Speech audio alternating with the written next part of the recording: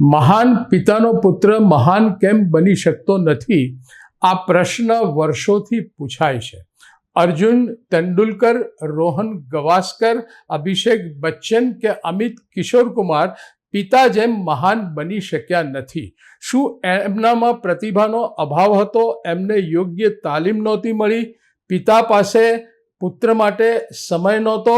કે પછી લોકોની અને પોતાની અપેક્ષાઓના ભાર હેઠળ જ આ લોકો દબાઈ ગયા?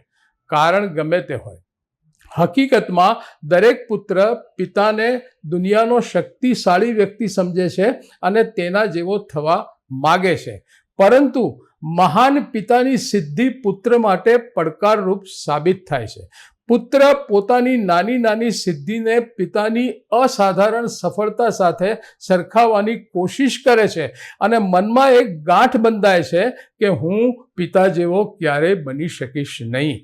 આ વિચાર ધીમે ધીમે આત્મવિશ્વાસમાંથી લઘુતામાં પરિણમે છે. એના કરતાં પુત્ર જો પિતા પાસેથી પ્રેરણા લઈ એની નકલ કરવાની બદલે જુદે રસ્તે ચાલે તો પોતાની ઓળખ પ્રસ્થાપિત કરી શકે. યાદ રાખો, સફળતા વારસામાં મળતી નથી, પરંતુ વારસો સફળતાનો દરવાજો ખોલી આપે છે. એમાંથી પસાર વ્યક્તિએ જાતે જ થવું પડે છે.